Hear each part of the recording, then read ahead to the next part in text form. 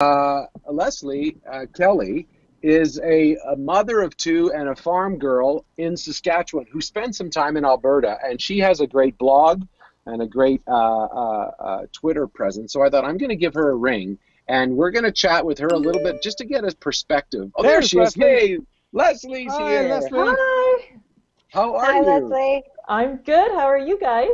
So good. Leslie, Good. I was talking about you a little bit. This is my favorite. It says, I'm a wife, a mother to two little carpet farmers, marketing professional, farmer, and passionate about agriculture and people. Can you tell me a bit about high heels and canola fields and some what that's all about and what you're up about? Yeah, so I started High Heels in Canola Fields a few years ago, and my hope was to ultimately spread my love of food and farming to those within agriculture and those outside. So that's what has brought me today to chat with you guys. Isn't that Yay. great? And a lot of people in Alberta are from your province. Why don't you place us? Where are you right now, Leslie? Well, you know what? I used to live in Alberta, just outside of Edmonton a few years ago, but I farm and live just south of Saskatoon in a small town called Watrous. Watchers. Waters. Cool. Beautiful. My favorite Saskatchewan joke. Well, there's a couple. One is what the one. I'll do the funny-ish one. Jeb Fink's one was Saskatchewan's where you go to see if your level works, which Oh, yeah? isn't good. And then the other one is what do Albertans call somebody from Saskatchewan? The Boss. roses? Oh, Yeah, boss. Or I always because like we're yeah. the province that is hard to pronounce but easy to draw. Right, that's true. So I realize, Leslie, you can't represent all of agriculture, all of rural Canada, but from your sense of talking to people, what is the mood out there, and what are folks on farms? How are they dealing with the COVID situation? Yeah, and it all depends. There's some of us, especially in our area, they didn't get harvest off. So right now it's a busy time for us at the farm. We're bringing out equipment, we're servicing equipment, getting land ready, getting all the inputs ready. But then also some people are having to go out and combine from last fall. So that in itself is an added stress. And then the uncertainty of what might come with COVID that will impact farming. You know, the how you work with your staff, how you work with employees, what that could do with how our grain and inputs are shipped, servicing on equipment, and also just the markets. You know, Yeah. packers are shutting down or temporarily closing, so the markets are under some stress right now. So that's been hard. Wow. And you deal a lot with mental health in the work you do, and we're going to bring Sean in a bit. But before we do, talk a little bit about mental health as your own passion in rural Canada. Yeah, mental health is near and dear to my heart. I'm a co-founder of a not-for-profit called Do More Agriculture. It started a couple years ago in the hopes of championing mental health and ultimately helping our farmers because we are under high stress. What we do is high stress, and because of that, our farmers are more susceptible to mental illness and mental health challenges.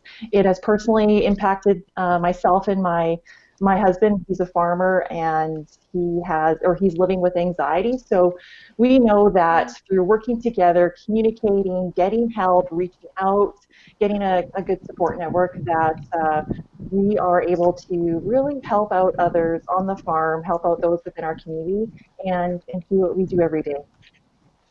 One of the Good for people you. that you work with is Sean Standford, who I might as well just bring Sean in while we talk about him because it's kind of more fun to talk about people while they can hear it. But Sean, we get to go to Southern Alberta to see what Sean's up to, and he is a guy. Let me just make sure I'm ringing him. Here you go, ring. This is so high tech. While we're waiting for him, tell us a bit about Sean and how you two came to know each other, Leslie. Yeah, I met Sean a few years ago. Actually, we did some stage performances. I was Dolly for a night. He was Ken, or Kenny Ha. Rogers, and we did a performance. But he's such a great guy. He is amazing, and his heart is always in the right place. He's an amazing friend to me, and what he's done for agriculture is outstanding. He was courageous to raise up his hand and say, hey, I'm going through something and I need help. And it's really inspired other farmers through his story to get help. And he is saving lives. And Amazing. one of the things that I know he's done, and Rob, if Rob's listening, I'm trying hard to ring Sean, and it's not going through. So if anyone else wants to give it a shot. But while we do that, one of the things that Sean brought up that I never thought of, Lesley, is how it's a huge, you put out a lot of money to be a farmer, and then the flip side is you can't, you're waiting for the weather. So it's a very tenuous mental health way to make a living, isn't it? It is. We know that when you farm, you are under high pressure situations, high stress. But there is, I like to call the season right now, you're not just putting seeds of canola or grain in the dirt, you're putting seeds of hope, because you hope that all your hard work, all the investment that you put in, you do have a good crop here, and you're susceptible to weather conditions, markets, the economy, what's going on in the world right now. So it can take its toll on yourself and your family and your farm. It's it feels like, and he is a guy that was the first one to stand up and say, okay, mental health is an issue, and that's not an easy thing, and that takes a fair amount of courage to do, does it not, Lesley? It is, especially in farming. Farmers are seen as being tough and strong and show no signs of weakness. So we do have a high stigma that if you show signs of weakness, that you aren't a good farmer, and that's simply not the case. And Sean was one of the first individuals that raised his hand and say, like, I need help, and I need to do something else. And through him doing that has really inspired other farmers to take action and get help that they need. It's so good. Jim or Mandy, have you guys ever, you never lived or grew up on farms? Tell me, Jim. No, the closest I grew up, I used to live up in northern Quebec and northern Alberta, but there's tons of fields and tons of farmers and ranchers around us, but we never really, we were in the military, so we didn't really associate too much. So it's an anomaly to me, to be honest. It's really, I've got those 1950s visions of farmers in my head, and it hasn't caught up with what I know. And I have been to some farms out here recently, but it hasn't caught up to what's reality in terms of technology that they're using and how far advanced they are compared to what was in my brain or is in my brain. There's Sean. Mm-hmm. Yeah, it's amazing. Sean. Hey, friends. How are you? I'm so good. Good. We're thrilled that you could be here. And Sean, we've been talking a bit about you all very kindly, except for Jim. Jim was slamming you a bit, but Jim's that way. It's because that thing Jim was hiding Sean in the woods before, so get back in there. Yeah. See, I knew Sean was going to do this. He's so mean to me. He's always been mean to me. Ever since I met him. John, how are things in the rural community in southern Alberta? And place us for those that are watching. Where are you right now? So my farm is just outside of McGrath, so I'm about 20 miles south of Lethbridge, so I'm close to the border actually. Things are wet down here for sure. We haven't gotten in the fields yet. We're behind schedule actually, just waiting for the fields to dry up so we can actually get in there. And what is Lesley was talking a bit about your work in mental health, and I was saying, well, you have to put out a bunch of money, you go in big sorts of debt, and then you're stuck waiting for the weather to work. Talk a bit about your experience with anxiety and how COVID has affected that. My deal with anxiety is, it's been a rocky road for sure, but I've found lots of help, especially from people like Lesley and Do More Ag Foundation. They've helped out a ton. Farming is a really stressful career path to choose. I don't know why I did it, but here I am. Thanks. We say thanks, so yeah, thank you. if that counts for anything. Well, you're welcome then, I guess. So it's always been a stressful career, but yeah, it's been extra stress with this COVID-19, especially for the cattle producers and a few other, the dairy guys having to dump milk, and there's a couple slaughterhouses that are closed down now, so people can't even ship their cattle. So it's all a trickle-down effect all the way through the supply chain. For me, myself, it's just a little tougher to get supplies I need, like trying to pick up some chemicals or some fertilizer. There's just extra steps in the process now. So it's not too bad for me, but it's a lot worse for others. I was reading on some of the stories written about your work, Sean, and Lesley, both about how important reaching out is and taking breaks is, and because you can get in your head, which I don't want to say I was glad to hear but that's my life. And I know Mandy and I talk a lot about when your head just gets going. What do you do to deal with the squirrels in your head that get you stressed out? Oh, I have a few go-to things. I have a couple really close friends I talk to all the time. I've just been talking to a couple of them this morning. So having some close contacts really helps a lot. Getting out in the fresh air helps a lot, which is good because farming, a lot of it's outside. Yeah. I'm stuck doing paperwork this morning, so I'm going to get out of here because I'm losing my mind already. But, just finding things you enjoy are really good. Exercise is great. Eating healthy is great. Drinking lots of water. I enjoy shooting my guns. I do that as much as I can. I enjoy going golfing when I can. Just things to make your life happy helps your brain be happy too. Mm-hmm. Lesley decided that today you were going to be our hero helper. Before we show so Lesley, why don't you set it up, and then Mandy's going to talk a bit about the art. Lesley, talk a bit about Sean.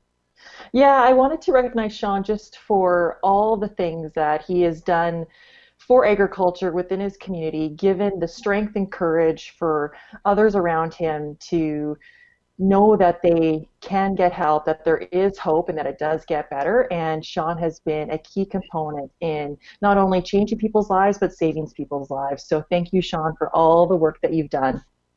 Yay, Sean. And Thank Mandy, you, Sean. your job was to make it. Tell us a bit about what you did, Mandy. Yeah, so I made this painting for you. I've been, you like it? I love it. That's awesome. I will send it to you. So I've been doing hero portraits since COVID kind of started, and we've been highlighting everyone that's doing an incredible job in our country, and you are definitely someone to celebrate. So thank you so much for all you're doing. That's really cool. Thank you, guys. I appreciate it. Oh, my pleasure. You're great. Look at you. Look at you out there. One more time, Mandy. Show it once more. I just want to look at Sean, because Sean can get a nice look at it. So this is obviously in your bodybuilding days when this shot was taken. So that is a handsome fellow right there, for sure. That's so good. And Jim, I appreciate that you brought wildlife into this interview there. That's very impressive how you got that going. Well, I'm actually going to, let's just see if we can get one of those highlights on news. I'm just going to back into him and see if I can get attacked here. You guys tell me if they're coming at me, though, okay? No, we're not telling. You'll know. I don't hear them yet. Keep talking backwards. Well, let's keep the conversation going, because I want this to be subtle, like natural. They look angry right now. It would just if they attacked, that would make my day. Yeah, I have gouges in my head. Things I do for you, Dave. So I have a question for you guys. Is there anything that we can do as the consumer and that can help you guys right now, or is there any how can others support you and what you guys are going through? Well, I think just what you are essentially doing right now is helping us share our story, show that we are real people, farmers, and that safety is first and foremost. The safety of our employees, the safety of our family, and the safety of our food. And keep buying those groceries. Know that the groceries that you buy come from family farms like Sean and I, and we need that support with your dollars and attending or going to grocery stores to help with that. Amazing. Okay. So great. I don't know if folks know this, but Sean not only is a good guy, he's apparently an incredible dancer. Have you guys heard that? Have you heard that story? Ooh. Singer, too. You forgot singer.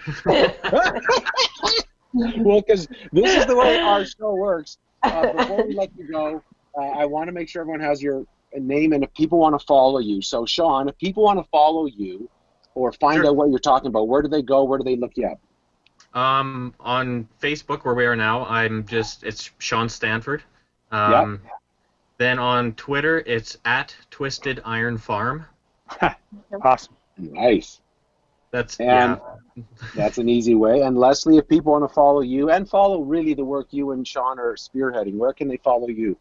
Yeah, you can find information on mental health and agriculture at domore.ag, or you can find me across social media at High Heels and Canola Fields.